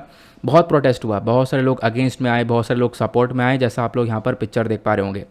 अब बेसिक क्या है इसका मुद्दा, क्या निकल कर आता है, जो मिनिस्ट्री ऑफ होम अफेयर्स है इन्होंने अपनी एक एनुअल रिपोर्ट जारी करी है 2020-21 की, और उसमें बताया कि जो सिटीजनशिप अमेंडमेंट एक्ट 2019 वाला है, ये कोई यहाँ पर आप कह सकते हो इंडियन सिटीजनशिप के अगेंस्ट में नहीं है। ये बिल्कुल सुधारात्मक यानी कि एक इम्प्रूवमेंट करने वाला कानून है, और इनफैक्ट यहाँ पे ये आपकी इंडियन सिटीजनशिप को नहीं छीनेगा। ये भी यहाँ पे मिनिस्ट्री ऑफ होम अफेयर्स ने बताया है। ठीक है, यहाँ पे बताया कि आपकी जो नागरिकता है, जो इंडियन सिटीजनशिप है, वो आपके पास रहेगी, तो बिल्कुल भी इस एक्ट से डरने की ज़रूरत नहीं है। ठीक है, इस एक्ट को लेकर लोग काफ़ी परेशान है, तो परेशान होने की ज़रूरत नहीं है। यहाँ पे आपके पास सिटीजनशिप रहने वाली है। तो मिनिस्ट्री ऑफ होम अफेयर्स ने काफ़ी सारी पॉजिटिविटी दिखाई है इस एक्ट की, मैं आगे आपको इसके बारे में बताऊँगा। प्लस इस आर्टिकल को देख पाओगे आप, इंडियन एक्सप्रेस से लिया गया है, जैसा आपको ये इन्फॉर्मेशन मिल जाएगी। ठीक है, पूरा आर्टिकल में लगा दिया है, चाहो तो आप लोग इसको रीड कर सकते हो। डिटेलिंग्स की बात करें तो सिटीजनशिप अमेंडमेंट एक्ट आखिरकार है क्या, इसके बारे में थोड़ा सा जान लो। इसका मकसद यहाँ पर यह है, इस एक्ट को हम 2019 में लाए थे, 12 दिसंबर 2019 में इसको नोटिफाई किया गया और ये वर्किंग में आया 10 जनवरी 2020 में। अब इसका मकसद यहाँ पर यह था कि हम लोग सिटीजनशिप, नागरिकता दें किसको, जो माइग्रेंट्स हैं। माइग्रेंट्स कौन, जो कि अलग देश से आए हैं इंडिया के अंदर में। कहाँ कहाँ से, अफगानिस्तान, बांग्लादेश और पाकिस्तान से। ध्यान रखना 3 वर्ड, अफगानिस्तान, बांग्लादेश, पाकिस्तान से अगर कोई भी माइग्रेंट आया है, लेकिन वो जो माइग्रेंट है वो हिंदू, सिख, बुद्धिस्ट, जैन, पारसी और क्रिश्चियन कम्युनिटी होने चाहिए। इसके अलावा कोई दूसरी कम्युनिटी को सिटीजनशिप नहीं मिलेगी। अगर ये कम्युनिटी इन देशों से निकलकर इंडिया में आई है तो इनको ये नागरिकता यानी ये सिटीजनशिप दी जाएगी। ये यहाँ पर सिटीजनशिप अमेंडमेंट एक्ट के अंदर बोला गया था। आई होप आप लोगों को समझ में आ चुका है कि ये CAA क्या है। इसी वजह से यहाँ पर बोला गया कि मुस्लिम्स के अगेंस्ट में है। ठीक है, मुस्लिम्स के यहाँ पे नाम नहीं है और इसी वजह से यहाँ पे मुस्लिम्स के थ्रू काफ़ी सारे प्रोटेस्ट हम लोगों ने देखे थे। क्लियर हुआ। तो जैसे ये कानून आया, प्रोटेस्ट हुआ लगातार, है ना। ये हम लोगों ने देखा पूरे देश भर में प्रोटेस्ट हुआ, बहुत ज़्यादा चर्चा में था 2019 में, इनफैक्ट 2020 में भी चर्चा में था। आज तक यहाँ पे इसके बारे में आर्टिकल्स कवर हो रहे हैं। अब मैं आपको बताता हूँ कि क्या क्या परेशानी बताई गई थी, कि मतलब सिटीजनशिप अमेंडमेंट एक्ट में क्या क्या दिक्कतें थी। ठीक है, या फिर क्या क्या प्रॉब्लम्स बताई जा रही हैं वो बताएंगे, फिर उसके बाद हम डिस्कस करेंगे मिनिस्ट्री ऑफ होम अफेयर्स ने क्या क्लैरिफिकेशन दिया है इन चीज़ों को लेकर। तो दिक्कत में सबसे पहली दिक्कत यहाँ पर इस एक्ट की बताई गई कि भाई यहाँ पर आप लोग देख पा रहे हो कि सभी लोगों को अलाउ किया गया है, लेकिन मुस्लिम्स को एक्सक्लूड कर दिया गया है। ठीक है, तो बेसिकली यहाँ पे बोला गया मुस्लिम्स को एक्सक्लूड कर दिया गया है। ये एक सबसे बड़ी प्रॉब्लम है। यहाँ पे जो बेनिफिट मिल रहा है सिर्फ और सिर्फ नॉन मुस्लिम्स को मिल रहा है। जो भी माइग्रेंट अफगानिस्तान, बांग्लादेश, पाकिस्तान से भारत के अंदर आए हैं, ठीक है, जो नॉन मुस्लिम्स है उन्हीं को बेनिफिट मिल रहा है, मुस्लिम्स को नहीं मिल रहा है, ये बताया गया। दूसरा यहाँ पे कंसर्न दिखाया गया, जो असम का एक और अपना एग्रीमेंट है, असम अकॉर्ड है 1985 का, उससे कहीं ना कहीं विवाद हो जाएगा सिटीजनशिप अमेंडमेंट एक्ट का। तो मतलब सिटीजनशिप अमेंडमेंट एक्ट एक तरफ और असम अकॉर्ड 1985 का एक तरफ, दोनों में एक टकराव देखने को मिल रहा है। टकराव क्या है इसको समझते हैं। सिटीजनशिप अमेंडमेंट एक्ट क्या कह रहा है कि आप हो इंडिया के अंदर, आपको सिटीजनशिप मिल जाएगी, लेकिन असम अकॉर्ड ये बोलता है कि जो इलीगल माइग्रेंट्स बांग्लादेश से इंडिया के अंदर आए हैं, या फिर असम के अंदर आप देख पाओगे लगभग 20 मिलियन के आसपास इलीगल बांग्लादेशी माइग्रेंट्स आज के टाइम पर हैं। तो असम ने डिसाइड किया है कि इस असम अकॉर्ड के थ्रू हम लोग क्या करेंगे, उनको डिपोर्ट करेंगे, मतलब उनको वापस से उनके देश भेज देंगे।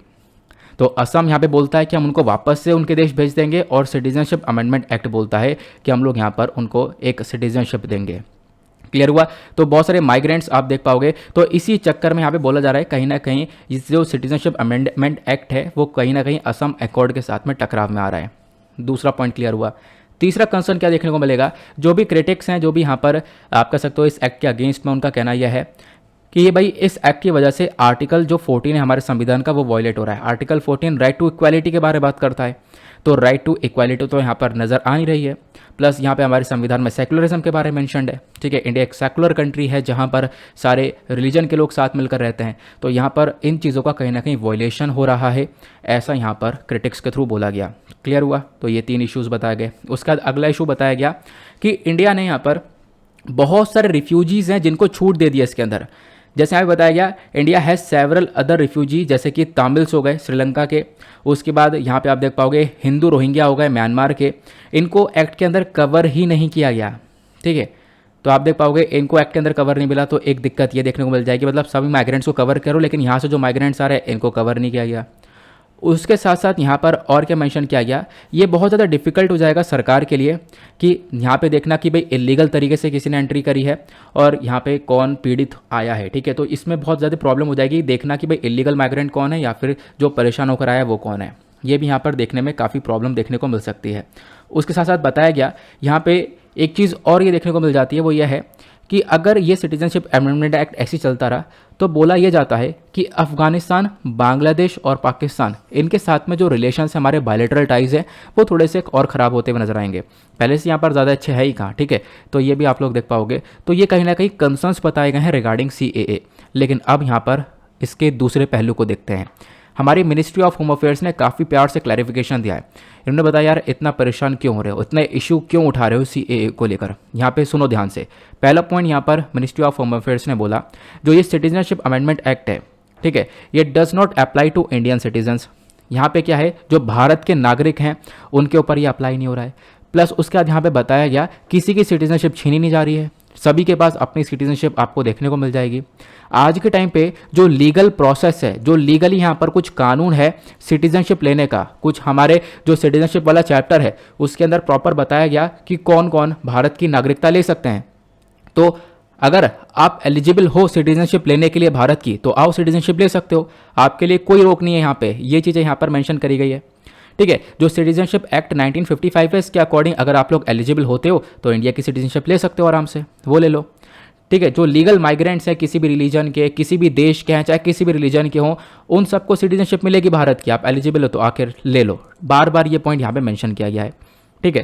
तो यहाँ पे बताया कि भाई इसलिए क्यों प्रॉब्लम यहाँ पर करनी ज़रूरी है। यहाँ पे जब आप एलिजिबल हो गए तो यहाँ पर आप आराम से सिटीजनशिप ले सकते हो। तो इस वजह से परेशान होने की ज़रूरत नहीं है। सिटीजनशिप अमेंडमेंट एक्ट के बारे में ये सारी इन्फॉर्मेशन हम लोग को मिल जाती है। क्लियर हुआ। बाकी UPSC ने 2015 में एक क्वेश्चन पूछा था, इस क्वेश्चन को आप लोग देख सकते हो, इसको सॉल्व करने को ट्राई करो, ठीक है। मतलब ये अपने आर्टिकल से थोड़ा सा हटकर है, बट आपके लिए लगा दिया गया, तो आप लोग एक बार इसको ट्राई कर सकते हो। क्वेश्चन ये है, जो प्रोविजन है हमारे 5वें शेड्यूल और 6ठे शेड्यूल के अंदर में हमारे संविधान में, वो आखिरकार किस चीज़ को लेकर बात करते हैं, ये आप लोगों को बताना है। Option A, protect the interest of schedule tribes, schedule tribes के इंटरेस्ट को प्रोटेक्शन देने के बारे में चर्चा करते हैं। या फिर option B, determine the boundaries between state. Option C, determine the powers, authority and responsibilities of panchayats. या फिर option D, protect the interest of all the border states. तो इसका सही आंसर आप सभी लोगों को नीचे कमेंट सेक्शन में देना है। एटलीस्ट सभी को इसमें पार्टिसिपेट करना है, ठीक है। ट्राई करना सभी लोग यहाँ पर इसका आंसर नीचे कमेंट सेक्शन में ज़रूर दो, ठीक है। आगे बढ़ते हैं अगले आर्टिकल पर। नेक्स्ट आर्टिकल ज़बरदस्त होने वाला है। यहाँ पे इस आर्टिकल को आप लोग GS पेपर 2 से रिलेट कर पाओगे। बात की गई है आंगनवाड़ी वर्कर्स के बारे में। आंगनवाड़ी वर्कर्स को ग्रेट्युटी के लिए यहाँ पे मेंशन किया गया है सुप्रीम कोर्ट के थ्रू। तो मुद्दा क्या है, बेसिक यह है कि सुप्रीम कोर्ट ने कहा कि जो आंगनवाड़ी वर्कर्स हैं ये ग्रेट्युटी के हकदार हैं, इनको यहाँ पर एक ग्रेट्युटी मिलनी चाहिए। तो डिस्कस करेंगे ग्रेट्युटी होती क्या है इसको, और इसके साथ साथ मैं आपको बताऊंगा आंगनवाड़ी वर्कर्स के बारे में, इनका इंपॉर्टेंस क्या है। बहुत सारी अच्छी अच्छी इन्फॉर्मेशन है जो कि आपको मेंस में हेल्प करेगी, साथ ही साथ डायरेक्टली प्रीलिम्स में भी हेल्प करेगी। द हिंदू का आर्टिकल आप लोग यहाँ पर इसको देख पा रहे होंगे। तो डिटेल्स यहाँ पर बोलती हैं, ये जो कोर्ट है हमारा सुप्रीम कोर्ट ने रिकग्नाइज़ किया कि भाई यहाँ पर जो आंगनवाड़ी वर्कर्स है इनका हक है कि इनको ग्रेट्युटी मिलनी चाहिए।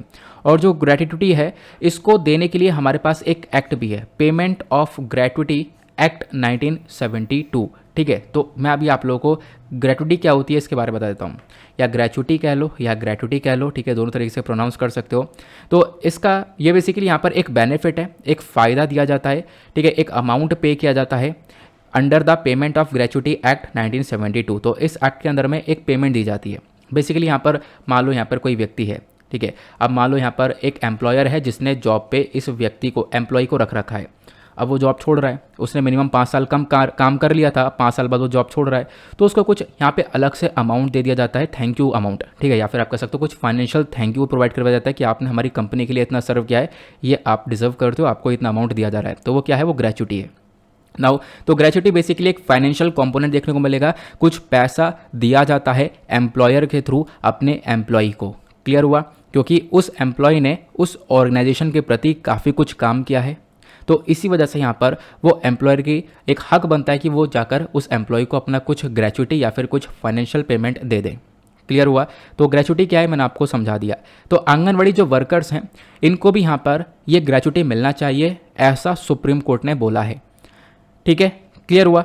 अब यहाँ पर क्योंकि आंगनवाड़ी वर्कर्स का भी एक बहुत बड़ा रोल देखने को मिलेगा, उनका भी एक बहुत बड़ा रोल है हमारे पूरे सोसाइटी के अंदर में, तो डेफिनेटली यहाँ पर उनको ये मिलना चाहिए, ये बताया गया।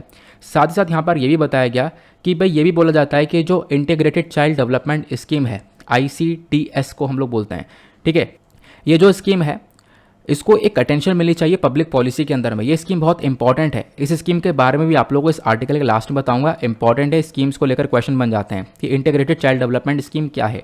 ठीक है, आगे मैं आपको बताऊंगा। तो क्लियर हुआ, ग्रेचुटी क्या होती है आप लोगों ने यहाँ पर समझ लिया। तो इसी वजह से हम लोग को यहाँ पर आंगनवाड़ी वर्कर्स को देना चाहिए, क्योंकि आंगनवाड़ी वर्कर्स का एक बहुत बड़ा रोल आपको देखने को मिलेगा। नाउ आंगनवाड़ी वर्कर्स कौन होते हैं? तो ये जो आंगनवाड़ी है ये हमारी एक सेंट्रली स्पॉन्सर्ड स्कीम है, मतलब केंद्र सरकार के थ्रू चलाई जाने वाली एक स्कीम है जिसको इम्प्लीमेंट हम लोग करती है, जो हमारी स्टेट से इम्प्लीमेंट करती है। ठीक है, राज्य सरकार भी इम्प्लीमेंट करता है और यूनियन टेरिटरी भी यहाँ पर इस स्कीम को इम्प्लीमेंट करती है। यहाँ पे बेसिकली जो गाँव के अंदर बच्चे हैं उनके ऊपर ध्यान रखा जाता है, प्लस यहाँ पर माँ के केयर के लिए इस स्कीम को लेकर आया गया है। तो बच्चों के केयर के लिए और माँ के केयर के लिए यहाँ पर कुछ सेंटर्स बनाए गए हैं इंडिया के अंदर में, वही यहाँ पे हमारे आंगनवाड़ी सेंटर्स या फिर आप देख पाओगे वहाँ पे आंगनवाड़ी वर्कर्स काम करती हैं। तो यहाँ पे इस पूरे आंगनवाड़ी सिस्टम को स्टार्ट किया गया था हमारी सरकार के थ्रू 1975 में। आईसीडीएस का ही एक हिस्सा था। आईसीडीएस मतलब इंटीग्रेटेड चाइल्ड डेवलपमेंट स्कीम। बच्चे के डेवलपमेंट के लिए, बच्चे के विकास के लिए हम लोगों ने इन आंगनवाड़ी जो भी सेंटर्स हैं इनको ओपन किया। आंगनवाड़ी सेंटर्स के अंदर क्या होता है, बच्चे की अच्छे से देखभाली होती है, बच्चे की जो भी यहाँ पर हंगर है उसको दूर किया जाता है। ठीक है, यानी भूखमरी से लड़ रहा है उसको यहाँ पर दूर किया जाता है, प्लस यहाँ पे बच्चे के अंदर कुपोषण देखने को मिल जाता है, वो चीज़ें भी टैकल की जाती है, मतलब बच्चे को एक अच्छा खाना मिलता है। अब मैं आपको बताऊं कि आंगनवाड़ी सेंटर आखिरकार क्या क्या सर्विस देता है। तो आंगनवाड़ी सेंटर लगभग 6 सर्विसेज देता है। पहली सर्विस सप्लीमेंट्री न्यूट्रिशन, एक अच्छा खाना, प्लस यहाँ पे बच्चे को प्री स्कूल जो नॉन फॉर्मल एजुकेशन होती है, स्कूल जाने से पहले जो छोटी मोटी एजुकेशन होती है वो दी जाती है। इम्यूनाइजेशन, हेल्थ चेकअप और न्यूट्रिशन, हेल्थ एजुकेशन और रेफरल सर्विसेज, ये सारी चीज़ें यहाँ पर आंगनवाड़ी सेंटर प्रोवाइड करवाता है।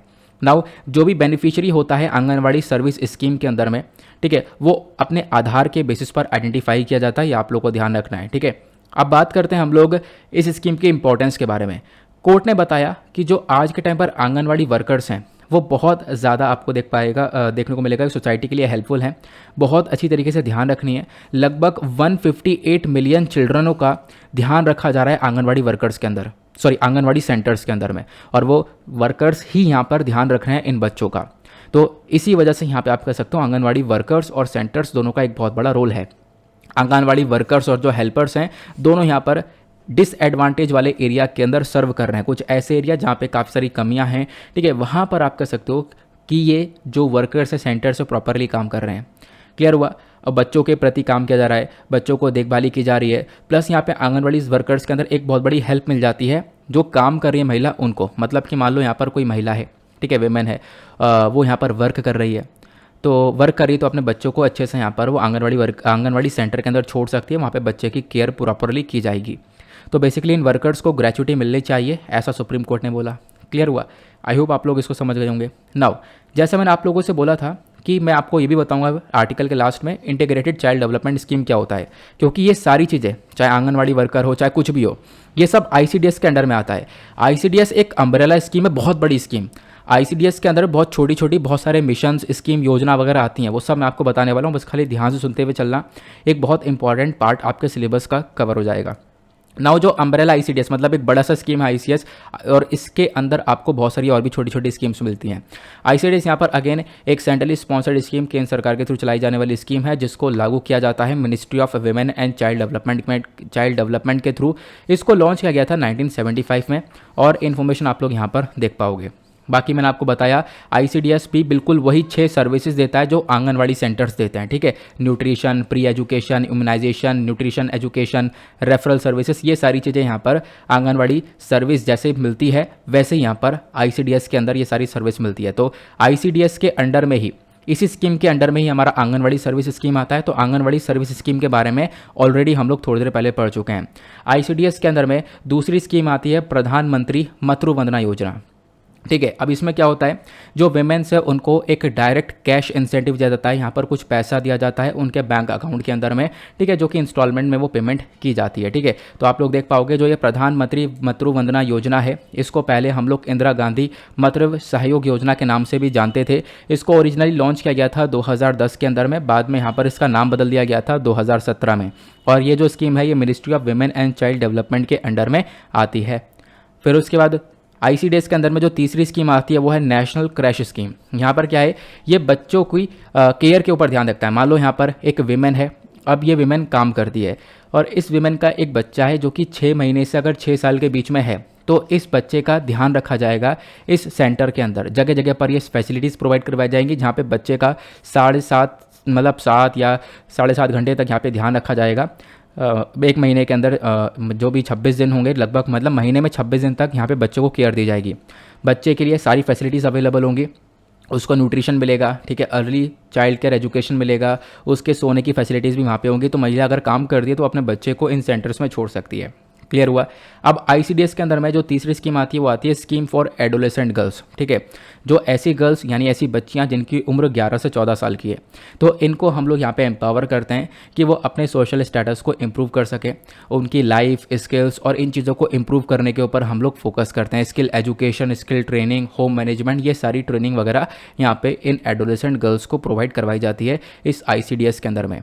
देन उसके बाद आईसीडीएस के अंदर में 2 छोटी छोटी स्कीम्स और आती हैं। चाइल्ड प्रोटेक्शन स्कीम, ऑब्वियस ही बात है, नाम से ही पता चल रहा है, इसका मकसद यहाँ पर यह है बच्चे की वेलबींग और बच्चे के प्रोटेक्शन के ऊपर ध्यान रखने का काम करता है। फिर उसके बाद आती है पोषण अभियान। पोषण अभियान का टारगेट यहाँ पर यही है कि हम लोग जो स्टंटिंग है, यानी कि जो बच्चे हैं जिनकी उम्र के हिसाब से उनका वेट कम है या उम्र के हिसाब से उनकी हाइट कम है, तो स्टंटिंग वेस्टिंग वाली जो सिचुएशन देखने को मिलती है वो सिचुएशन को हम लोग कम कर सकें, ठीक है, एक अच्छा खाना यहाँ पर बच्चे को दे सकें। इसी वजह से यहाँ पर पोषण अभियान को लाया गया था। क्लियर हुआ। तो ये सारी स्कीम आईसीडीएस के अंडर में आती है। तो ओवरऑल पर्पस क्या है, बच्चों के डेवलपमेंट के ऊपर ध्यान रखना, एडोलेसेंट गर्ल्स को यहाँ पर काफ़ी सारी चीज़ें प्रोवाइड करवाना, स्किल्स प्रोवाइड करवाना। अगले आर्टिकल पर आते हैं। नेक्स्ट आर्टिकल भी बहुत बहुत ज़्यादा इंपॉर्टेंट होने वाला है, बस खाली ध्यान से सुनते हुए चलना। अभी यहाँ पर कैबिनेट क्या होता है, काउंसिल ऑफ मिनिस्टर्स क्या होता है, वो सारी बातें सीखेंगे, आपके पॉलिटी का एक टॉपिक कवर होगा। तो यहाँ पे चर्चा की गई है सीलिंग ऑन कैबिनेट के बारे में। हुआ क्या, चर्चा में किस लिए, पीआईएल यानी कि पब्लिक इंटरेस्ट लिटिगेशन, जिसको हम लोग जनहित याचिका बोलते हैं, ठीक है, पब्लिक के हाथ में यहाँ पे पावर है इस प्रकार से पिटीशन जारी करने की। तो ये जो पिटीशन है यहाँ पर ये गोवा के अंदर जारी की गई। गोवा को देखते हुए बताया गया कि भाई जो गोवा का कैबिनेट है वहाँ पे जो मैक्सिमम लिमिट है वो 12 मेंबर की है। उस कैबिनेट के अंदर 12 मेंबर हो सकते हैं बस। लेकिन हुआ क्या, अभी एक राणे साहब को भी यहाँ पर कैबिनेट का स्टेटस दिया जा रहा है, तो इससे वो 13 मेंबर हो जाएंगे। तो वो 13 मेंबर कहीं ना कहीं हमारे संविधान का वायलेशन होगा, क्योंकि हमारे इंडियन कॉन्स्टिट्यूशन में 91st अमेंडमेंट एक्ट 2003 के तहत बताया ये गया था कि भाई यहाँ पर जो कैबिनेट मेंबर है उनकी एक लिमिट होती है। वो लिमिट क्या होती है आगे मैं आपको बताऊंगा, बट यहाँ पे गोवा के अंदर वो लिमिट 12 मेंबर की है। अब वो जो कैबिनेट है कहीं ना कहीं आप कह सकते हो उसमें 13 मेंबर अगर हो जाएंगे तो इसका वायलेशन होगा, ये यहाँ पर मुद्दा उठाया जा रहा है, ठीक है। तो वो जो सीमा है उसको क्रॉस किया जा रहा है, ये यहाँ पर न्यूज़ निकल कर आती है। अब डिस्कस करते हैं आखिरकार ये 91st अमेंडमेंट एक्ट 2003 है क्या। तो हमारे संविधान के अंदर ये जो एक्ट है ये 2003 के अंदर आया गया। अब जैसे आया इसने क्या किया, क्लॉज 1A को लगा दिया हमारे आर्टिकल 164 के अंदर। तो 164 के अंदर क्लॉज 1A आ गया, जो कि ये बोलता है जो टोटल नंबर ऑफ मिनिस्टर हैं, जिसमें चीफ मिनिस्टर भी होंगे और काउंसिल ऑफ मिनिस्टर्स के अंदर जो भी मिनिस्टर्स होंगे, उनकी जो टोटल पॉपुलेशन होगी वो 15% से एक्सीड नहीं करनी चाहिए, 15% से ज़्यादा नहीं होनी चाहिए। मान लो कि हम एग्जाम्पल लेते हैं, एग्जाम्पल ही है, ये स्टेट है, स्टेट के अंदर एक लेजिस्लेटिव असेंबली है, विधानसभा है। अब जितने भी मेंबर्स हैं इन मेंबर्स का 15% यहाँ पर आप कह सकते हो कि ये मेंबर होने चाहिए। मतलब कि जो काउंसिल ऑफ मिनिस्टर है उसके अंदर जो भी मेंबर्स होंगे वो स्टेट के लेजिस्लेटिव असेंबली के 15% होंगे, इससे ज़्यादा नहीं हो सकते, ये यहाँ पर बताया गया। और गोवा के हिसाब से आप लोग देख पाओगे यहाँ पर 12 बैठ रहे थे और 12 की वजह यहाँ पर एक नया पॉइंट होकर 13 आ रहा था, जिसकी वजह से यहाँ पर काफ़ी चर्चा हुई है। क्लियर हुआ। और ये जो अमेंडमेंट हुआ है इसी अमेंडमेंट के अंदर ही यहाँ पे आप देख पाओगे ये बिल्कुल सिमिलर अमेंडमेंट आर्टिकल 75 के अंदर भी कर दिया गया था, ठीक है। तो आर्टिकल 75 में भी इसी प्रकार का एक अमेंडमेंट हुआ और उस अमेंडमेंट के अंदर यहाँ पे हमने काउंसिल ऑफ मिनिस्टर्स के अंदर भी चेंज किया। तो कैबिनेट मिनिस्टर्स के अंदर आपने समझ लिया जो टोटल स्ट्रेंथ है उसके 15% से ज़्यादा मेंबर नहीं हो सकते। और ऐसे ही आपको काउंसिल ऑफ मिनिस्टर के अंदर देखने को मिलेगा। जो काउंसिल ऑफ मिनिस्टर है इसके अंदर मान लो यहाँ पर लोकसभा है, लोकसभा के अंदर जितने भी मेंबर्स हैं उसके 15% से ज़्यादा मेंबर काउंसिल ऑफ मिनिस्टर के अंदर नहीं हो सकते। अब आपका दिमाग घूम रहा होगा ये काउंसिल ऑफ मिनिस्टर और कैबिनेट मिनिस्टर क्या होता है। अगर ये समझ में आ जाए तो ये तो कुछ भी नहीं है, तो आराम से समझ में आ जाएगा, ठीक है। चलो हम लोग पहले समझते हैं काउंसिल ऑफ मिनिस्टर और कैबिनेट मिनिस्टर क्या होता है। काउंसिल ऑफ मिनिस्टर के अंदर आपको 70 से 80 मेंबर देखने को मिलते हैं, एक सबसे बड़ा काउंसिल बनता है। कैबिनेट मिनिस्टर के अंदर 15 से 20 मेंबर्स आप लोग को देखने को मिल जाते हैं। काउंसिल ऑफ मिनिस्टर के अंदर जितने भी पॉलिसी को लेकर, नीतियों को लेकर डिसीजन है वो लिए जाते हैं, लेकिन कैबिनेट मिनिस्टर उन डिसीजन को सिर्फ लागू करने का काम करते हैं। काउंसिल ऑफ मिनिस्टर के अंदर 3 प्रकार के मिनिस्टर आते हैं, cabinet minister, minister of state और डेप्यूटी मिनिस्टर। मतलब जो कैबिनेट मिनिस्टर है वो भी काउंसिल ऑफ मिनिस्टर का ही हिस्सा है, ये आपको ध्यान रखना है। मतलब काउंसिल ऑफ मिनिस्टर एक बड़ी चीज़ है, कैबिनेट मिनिस्टर एक छोटी चीज़ है। कैबिनेट मिनिस्टर भी काउंसिल ऑफ मिनिस्टर का हिस्सा है। तो काउंसिल ऑफ मिनिस्टर के अंदर 3 प्रकार के मिनिस्टर्स हैं, cabinet minister, minister of state और डेप्यूटी मिनिस्टर। इनका वर्क क्या होता है आगे मैं आपको बताऊंगा। क्लियर हुआ? इतना आपने समझा। अब जो काउंसिल ऑफ मिनिस्टर्स है ये रिस्पॉन्सिबल होता है टुवर्ड्स द लोकसभा, और यहाँ पे आप लोग देख पाओगे और कुछ खास ऐसी इन्फॉर्मेशन मिलेगी नहीं। अब मैंने आपको बताया यहाँ पे आपको 3 प्रकार के मिनिस्टर्स देखने को मिलते हैं, cabinet minister, minister of state और डेप्यूटी मिनिस्टर। तो इसको समझते हैं। सबसे पहली चीज़ देखो, कैबिनेट मिनिस्टर कौन होता है। कैबिनेट मिनिस्टर के अंदर आपने देखा होगा, आपने सुना होगा डिफेंस मिनिस्टर जैसे आज के टाइम पर राजनाथ सिंह जी हैं। तो ये जो बड़ी बड़ी मिनिस्ट्रीज आती हैं, यानी कि जो इंपॉर्टेंट बहुत ज़्यादा महत्वपूर्ण मिनिस्ट्री हैं हमारे केंद्र सरकार की, जैसे home ministry, defence ministry, finance ministry, external affair ministry, तो ये सारी जो मिनिस्ट्री है वो कैबिनेट मिनिस्ट्री कहलाती है। मिनिस्टर ऑफ स्टेट कौन होता है, तो यहाँ पर आप कह सकते हो ये एक तरीके से इंडिपेंडेंट चार्ज इनको मिलता है, प्लस यहाँ पर ये जो भी मिनिस्ट्रीज डिपार्टमेंट वगैरह हैं जो भी अटैच है कैबिनेट मिनिस्टर के साथ में, उनका यहाँ पे मतलब कैबिनेट मिनिस्टर के साथ में जो भी मिनिस्ट्रीज वगैरह अटैच हैं उन्हीं का यहाँ पर थोड़ा बहुत independent charge in ministries of state को मिल जाता है। फिर तीसरे नंबर पर आता है डेप्यूटी मिनिस्टर्स। जो डेप्यूटी मिनिस्टर्स हैं ये भी अगेन कैबिनेट मिनिस्टर से ही अटैच हैं, लेकिन यहाँ पर ये जो मिनिस्टर ऑफ स्टेट होते हैं इनका मेजर काम है कि जो एडमिनिस्ट्रेटिव, पॉलिटिकल या पार्लियामेंट्री ड्यूटीज़ हैं उनको काम करना, उस इन वाले मतलब पोर्शन के अंदर एडमिनिस्ट्रेटिव पॉलिटिकल इश्यूज़ के अंदर यहाँ पर असिस्ट करना, तो वहाँ पे अपने सुझाव देना, उसको लेकर डेप्यूटी मिनिस्टर्स काम करते हैं। तो टॉप पर आपको कैबिनेट मिनिस्टर देखने को मिल जाएंगे। जैसे ये कैबिनेट मिनिस्टर 2020 का आपको पोर्टफोलियो देखने को मिलेगा। Home minister Amit Shah ji, defence minister Rajnath Singh ji, finance minister Nirmala Sitharaman, foreign minister S Jaishankar sahab, road transport minister Nitin Gadkari ji, ठीक है, women child development minister Smriti Irani जी।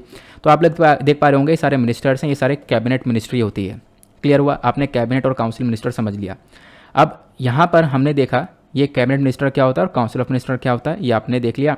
उसके बाद क्या मेंशन किया गया, जो आर्टिकल 74 है हमारे संविधान का वो डील करता है काउंसिल ऑफ मिनिस्टर से, और आर्टिकल 75 जो है वो यहाँ पर डील करता है कि इन मिनिस्टर्स का अपॉइंटमेंट कैसे होना है, इनका टेन्योर कितना रहेगा, कब तक काम करेंगे, responsibility, qualification, oath, salary, allowances क्या क्या हैं। तो आर्टिकल 74 के अंदर यहाँ पर स्टेटस और आर्टिकल 75 के अंदर इन चीज़ों से डील किया जाएगा। प्लस जो काउंसिल ऑफ मिनिस्टर है इनके अंदर 3 कैटेगरीज हैं, वो आपने डिटेल से समझ लिया है। इन सब के भी यहाँ पर जो सबसे ऊपर बैठते हैं वो होते हैं प्राइम मिनिस्टर, ठीक है। तो प्राइम मिनिस्टर के अंडर में ही ये पूरा का पूरा काउंसिल आप लोगों को देखने को मिल जाता है। क्लियर हुआ? तो यहाँ पर यही चीज़ें मेंशन की गई हैं। तो ये जो यहाँ पे 12 सदस्य का मंत्रिमंडल है, इसके अंदर राणे साहब को एक मंत्रिमंडल का दर्जा दिया जाने पर ये बवाल उठ रहा है कि भाई यहाँ पर जो संख्या है वो 12 से बढ़कर 13 हो जाएगी, जो कि संविधान के द्वारा जो यहाँ पे इन्फॉर्मेशन दी गई है उसके अगेंस्ट में पहुँच जाएगा, क्योंकि 12 से बढ़कर ये 13 पहुँच जाएगी, लेकिन वो जो लिमिट है वो 12 की है तो वो क्रॉस हो जाएगी, ये यहाँ पर बताया गया। ठीक है, मैंने आपको बता दिया वो कैसे देखा जाता है, नंबर्स कैसे देखे जाते हैं, वही यहाँ पर मैंने आपको बता रखा है। जैसे कि मान लो स्टेट है, स्टेट की लेजिस्लेटिव असेंबली है, विधानसभा है, तो स्टेट की लेजिस्लेटिव असेंबली के जो भी मेंबर्स है उसके 15% मेंबर्स होने चाहिए इस पर्टिकुलर मिनिस्ट्री के अंदर में, उससे बढ़कर नहीं होने चाहिए, उससे बढ़ जाएंगे तो फिर इसका वोलेशन हो जाएगा। क्लियर हुआ? और मैंने आपको बताया कि ये जो सारी इन्फॉर्मेशन है ये इसलिए स्टार्ट हुई क्योंकि PIL जारी किया गया है। PIL क्या होता है? ये होता है पब्लिक इंटरेस्ट लिटिगेशन। ध्यान रखना, पब्लिक इंटरेस्ट लिटिगेशन का मतलब यहाँ पर मैं आपको बता देता हूँ। जैसे कि बेसिकली यहाँ पर एक याचिका ही है, यहाँ पे क्या है, पब्लिक की इंटरेस्ट के लिए, जो यहाँ पर लोगों का हित है उसके लिए यहाँ पर इस लिटिगेशन को जारी किया जाता है। ठीक है, यहाँ पे अगर मैं आप लोगों को बताऊँ, जैसे कोई पोल्यूशन, टेररिज्म, रोड सेफ्टी या कोई कंस्ट्रक्शनल हैजार्ड हो गया, मतलब कोई कंस्ट्रक्शन चल रहा है उससे कोई विवाद हो गया, ठीक है, उससे कोई यहाँ पर दुर्घटना हो चुकी है, रोड की सेफ्टी के लिए जारी किया जा सकता है। कोई प्रदूषण हो रहा है तो उसके लिए यहाँ पर लोग यहाँ पे इस मतलब पब्लिक इंटरेस्ट लिटिगेशन को जारी कर सकते हैं। तो यहाँ पे बेसिकली पब्लिक के इंटरेस्ट के लिए ये आपको पब्लिक के पास में एक पावर देखने को मिलती है, तो इसको फाइल किया जाता है, आप कह सकते हो कोर्ट के अंदर में। तो ध्यान रखना PIL क्या है। तो कोई सा भी ऐसा मुद्दा हो जहाँ पर बड़े स्केल पर अगर हम लोग बात कर रहे हैं जनता का जो हित है वो प्रभावित होता है, तो वहाँ पर जो ये PIL है वो जारी किया जा सकता है। इसके बारे में ध्यान रख सकते हो। तो PIL क्या है, आई होप आप लोग समझ गए होंगे। तो यहाँ पर लोगों को प्रोटेक्शन मिलता है, पोल्यूशन हो रहा है, आतंकवाद है, सड़क सुरक्षा हो गया या निर्माण संबंधित जो भी खतरे हैं उसके अगेंस्ट में ये पीआईएल लोग जारी कर सकते हैं। लोगों के पास में इस पीआईएल के थ्रू पावर मिल जाती है। नाउ क्वेश्चन यहाँ पर यह है, ये जो पर्सन है मतलब कि कोई व्यक्ति है जिसने यहाँ पर ये पिटीशन फाइल किया है, तो इसमें ध्यान रखना है कि भाई आप कोर्ट को सेटिस्फाई कर पाओ। ऐसा ना हो कि यहाँ पर आप फालतू में मतलब कि कुछ ऐसे छोटे मोटे यहाँ पर मुकदमेबाजी वाला मुद्दा डाल दिया, ऐसा कुछ भी ना हो। आप ऐसा होना चाहिए मुद्दा जो कि पब्लिक के इंटरेस्ट में हो, वाकई में लोगों के इंटरेस्ट का वो मुद्दा हो, लोग वहाँ पर परेशान हो रहे हों, इसी वजह से वो पीआईएल जारी किया गया हो। ठीक है, उसके बाद पीआईएल के अंदर बहुत सारे मैटर्स को देखा जाता है, जैसे बॉन्डेड लेबर मैटर हो गया, ठीक है, यानी कि जो कॉन्ट्रैक्ट बेसिस पर लेबर होता है उनका मैटर हो गया, नेग्लेक्टेड चिल्ड्रन हो गए, non payment of minimum wages मतलब कि लोगों को अपनी जो भी यहाँ पे मजदूरी है वो नहीं मिल पा रही है, या विमेन के ऊपर अत्याचार हो रहे हैं, ठीक है, खाने के अंदर मिलावट हो रही है, या फिर हेरिटेज और कल्चर को मेंटेन करने के लिए, ये सारे जो मुद्दे हैं वो सब यहाँ पर पीआईएल के अंदर आ जाते हैं। इस प्रकार के मैटर्स भी पीआईएल के अंदर देखे जाते हैं। अब एक क्वेश्चन आप लोगों से यूपीएससी 2006 में क्वेश्चन पूछा गया था, who was the chief justice of India when PIL was introduced to the judicial system. तो इंडियन जुडिशियल सिस्टम में जब पीआईएल आया था तो उस समय चीफ जस्टिस ऑफ इंडिया कौन थे? तो इसका करेक्ट आंसर ऑप्शन डी है, पीएन भगवती साहब। तो PN Bhagwati chief justice of India थे जुलाई 1985 से लेकर दिसंबर 1986 के बीच में अपने समय पर। ठीक है, तो आप लोग इसके बारे में ध्यान रख सकते हो। और पीआईएल को लाया गया था इंडियन जुडिशियल सिस्टम में, ये भी आप लोग यहाँ पर ध्यान रख सकते हो, जब उस समय पर लेकर आया गया और उस समय पर ये हमारे चीफ जस्टिस ऑफ इंडिया हुआ करते थे। क्लियर हुआ? तो ये इन्फॉर्मेशन है। बाकी वैसे मैंने एक आर्टिकल और लगा रखा था, वीडियो ऑलरेडी काफ़ी लंबा हो चुका है, उस आर्टिकल को थोड़ा सा ज़्यादा एक्सप्लेनेशन की ज़रूरत है, इसी वजह से वो आर्टिकल मैं आपके साथ कल ही डिस्कस करूँगा। अब फटाफट मैं आप लोगों के लिए एक रिविजन, एक ओवरव्यू कर देता हूँ, ताकि आप लोग जिसने भी जो इन्फॉर्मेशन पढ़ी है उसको आप थोड़ा सा लंबे समय तक याद रख पाओ, क्योंकि रिविजन हो जाएगा ना तो चीज़ें दिमाग में बैठी रहेंगी। वो मैं आप लोगों को बता देता हूँ। आप लोगों की भी काफ़ी डिमांड रहती है कि जो हमारा ओवरव्यू लास्ट का वो चलता रहना चाहिए। तो पहले आर्टिकल में हमने डिस्कस किया Perseverance rover captures eclipse on Mars, यानी कि जो मार्स है हमारा मंगल ग्रह है उसके ऊपर एक सूर्य ग्रहण देखने को मिला। उस सूर्य ग्रहण को यहाँ पे एक तरीके से उसको देखा गया है, और ये सब देखा है जो नासा का ये रोवर मिशन था, मार्स मिशन था 2020 का, उसने। और रोवर क्या होता है वो ये होता है, इसको हम लोगों ने देखा। देन उसके बाद नासा के पास आपको 2 चंद्रमा देखने को मिलेंगे, फोबोस के नाम से और डेमोस के नाम से। अब फोबोस वाले के बारे में यहाँ पर चर्चा की गई है। उसके बाद मैंने आपको बताया कि भाई किस प्रकार से पूरा पूरा चंद्रग्रहण देखने को सूर्य ग्रहण देखने को मिलता है, और इसका जो ऑब्जर्वेशन है ये हमारे साइंटिस्ट की काफ़ी मदद कर सकता है। साइंटिस्ट को मून के ऑर्बिट के बारे में काफ़ी इन्फॉर्मेशन मिल सकती है कि मून कैसे ऑर्बिट करता है। उसके बाद हमने डिस्कस किया भाई ये सूर्य ग्रहण होता क्या है, सोलर एक्लिप्स क्या होता है। सोलर एक्लिप्स बेसिकली यहाँ पर एक ऐसा प्रोसेस है जहाँ पर जो हमारा चंद्रमा है वो यहाँ पे सूर्य और पृथ्वी के बीच में आ जाता है। तो क्या होता है, जो सूर्य की किरणें हैं या रोशनी है वो यहाँ पे ब्लॉक हो जाती हैं, पृथ्वी पर नहीं पहुँचती हैं, उसी को हम लोग यहाँ पर सोलर एक्लिप्स बोलते हैं। सोलर एक्लिप्स के 3 प्रकार हैं, total solar eclipse, partial solar eclipse और साथ साथ एनुलर सोलर एक्लिप्स। ठीक है, ये तीनों प्रकार हम लोगों ने डिस्कस कर लिए। कहाँ पर रिंग बनता है वो सारी इन्फॉर्मेशन कवर करी गई थी। तो ये सारी इन्फॉर्मेशन हम लोग को नासा के मार्स 2020 के मिशन ने दी है, जिसको लॉन्च किया गया था 30 जुलाई 2020 में, और ये लैंड हुआ था 18 फरवरी 2021 के अंदर। ये रोवर है। उसके बाद हम लोगों ने यहाँ पर देखा, उसके साथ यहाँ पे मैंने आपको दिखाया, ये आपको कोएक्सियल हेलीकॉप्टर देखने को मिलेगा। ये इस प्रकार से हेलीकॉप्टर भी है जो कि मार्स के ऊपर वर्क कर रहा है। देन उसके बाद पावर मैंने आपको बताया कहाँ से आता है, तो पावर के लिए हमारे पास एक जनरेटर है जो कि प्लूटोनियम का इस्तेमाल करता है। प्लूटोनियम के बारे में हम लोगों ने जानकारी ली। देन उसके बाद इसका ऑब्जेक्टिव ये है कि हम लोग यहाँ पर मार्स के ऊपर से सैंपल वगैरह कलेक्ट करें और भी चीज़ों को एनालाइज करें। उसके बाद हमने यहाँ पर डिस्कशन किया, 2 क्वेश्चन आपसे पूछे गए थे बेल्ट को लेकर। देन उसके बाद हमने समझा कि जो यहाँ पर मार्स है उसके फीचर्स के बारे में, फैक्ट्स के बारे में। ठीक है, सन से अगर हम लोग देखें तो चौथे नंबर पर आने वाला है। प्लस मार्स और अर्थ के बीच में काफ़ी सारी सिमिलैरिटीज़ आपको देखने को मिल जाती हैं। सरफेस की बारे में बात करें, रेड कलर का सरफेस है, लाल कलर का देखने को मिलता है, इसको हम लोग रेड प्लैनेट बोलते हैं। मार्स के ऊपर एक सबसे बड़ा वॉल्केनो है, पूरे हमारे सोलर सिस्टम का एक सबसे बड़ा वॉल्केनो, जिसको ओलंपस मोन्स के नाम से हम लोग जानते हैं। फिर उसके बाद मार्स मिशन के बारे में डिस्कशन किया गया। बहुत सारे मिशन यहाँ पर भेजे गए हैं अलग अलग देश के थ्रू, तो वो हमने कवर किए। देन उसके बाद हमने अगले आर्टिकल में सिटीजनशिप अमेंडमेंट एक्ट और मिनिस्ट्री ऑफ होम अफेयर्स के बारे में पढ़ा था। तो रिसेंटली चर्चा ये होती है कि मिनिस्ट्री ऑफ होम अफेयर्स बोलते हैं, सिटीजनशिप अमेंडमेंट एक्ट एक अच्छा एक्ट है। यहाँ पे आप देख पाओगे किसी की भी इंडियन सिटीजनशिप नहीं जाएगी। फिर उसके बाद हम लोगों ने समझा कि सिटीजनशिप अमेंडमेंट एक्ट क्या है, 2019 में इसको लाया गया था, और कौन कौन से देश से जो माइग्रेंट्स हैं वो जो आए हैं उनको सिटीजनशिप दी जाएगी, किसको नहीं दी जाएगी, ये कवर किया। फिर यहाँ पर क्या क्या कंसर्न्स, क्या क्या यहाँ पर टेंशंस देखने को मिल रही है regarding citizenship citizenship amendment act, इसको कवर किया। फिर हमारे मिनिस्ट्री ऑफ होम अफेयर्स ने क्या क्लैरिफिकेशन दिया वो हमने समझा कि भाई जिसको सिटीजनशिप लेनी है वो यहाँ पर इस एक्ट के माध्यम से ले सकता है। उसके बाद यहाँ पे एक क्वेश्चन हमने सॉल्व किया। देन आंगनवाड़ी वर्कर्स के बारे में जाना, ग्रेट्युटी के बारे में हम लोगों ने जाना। सुप्रीम कोर्ट ने यहाँ पर बताया कि भाई जो आंगनवाड़ी वर्कर्स हैं ये हकदार हैं ग्रेट्युटी की, तो यहाँ पर ये इनको मिलना चाहिए। उसके बाद मैंने आपको समझाया ग्रेच्युटी क्या होती है, प्लस यहाँ पर पेमेंट ऑफ ग्रेच्युटी एक्ट आपको देखने को मिलेगा, इसी एक्ट के तहत यहाँ पे पेमेंट देनी चाहिए। फिर हमने आंगनवाड़ी वर्कर्स के बारे में जाना, कौन ये वर्कर्स हैं, इनका इंपॉर्टेंस क्या है, प्लस ग्रेच्युटी क्या है। फिर हमने समझा इंटीग्रेटेड चाइल्ड डेवलपमेंट सर्विसेज क्या होती है, ये स्कीम क्या है, ठीक है। और उसके बाद हम लोगों ने कवर किया कि इंटीग्रेटेड चाइल्ड डेवलपमेंट सर्विसेज के अंदर और भी बहुत सारी स्कीम्स आती हैं, जैसे आंगनवाड़ी सर्विस की, उसके बाद प्रधानमंत्री मातृ वंदना योजना जिसमें हम लोग वीमेंस को डायरेक्ट बैंक ट्रांसफ़र करते हैं कुछ कैश। उसके बाद नेशनल क्रैश स्कीम हुआ, then scheme for adolescent girls, then child protection scheme, Poshan Abhiyan. उसके बाद हम लोगों ने डिस्कस किया कैबिनेट्स के बारे में, ठीक है। तो अभी क्या है, कैबिनेट के ऊपर एक लिमिट होती है, वो जो लिमिट है वो 91st अमेंडमेंट एक्ट 2003 के थ्रू सेट करी गई थी। अभी उस लिमिट को एक्सीड कर दिया गया गोवा के अंदर, जिसकी वजह से यहाँ पर ये चर्चा में आ चुका है। तो यहाँ पे लिमिट हमने डिस्कस करी। देन उसके बाद काउंसिल ऑफ मिनिस्टर्स और कैबिनेट मिनिस्टर्स कौन होते हैं वो हम लोगों ने यहाँ पर डिस्कशन किया। काउंसिल ऑफ मिनिस्टर के अंदर आप देख पाओगे 3 और मिनिस्ट्रीज आती हैं, cabinet minister, minister of state, deputy minister, इसके बारे में डिस्कशन किया गया, ठीक है। ये कौन कौन मिनिस्टर होते हैं ये हम लोगों ने कवर किया। फिर PIL क्या होता है वो हम लोगों ने समझा, ठीक है। और फिर उसके बाद लास्ट में हम लोगों ने एक क्वेश्चन कवर किया था UPSC का। देन उसके बाद यहाँ पे हम लोग करेंगे अपने वीडियो को समाप्त। एक आर्टिकल और था, वो कोई बात नहीं, हम लोग कल डिस्कस कर लेंगे आराम से। यहाँ पर डिस्कशन होना चाहिए, प्रॉपर डिस्कशन होना चाहिए, सारी चीज़ समझ में आनी चाहिए, वो मैटर करता है। कंटेंट आपको मिलता रहेगा, ठीक है। नाउ इसी के साथ करते हैं हम लोग अपने लेक्चर को समाप्त। मिलते हैं आप लोगों से नेक्स्ट वीडियो के अंदर। आज के लिए bye bye, have a nice day, thank you and जय हिंद।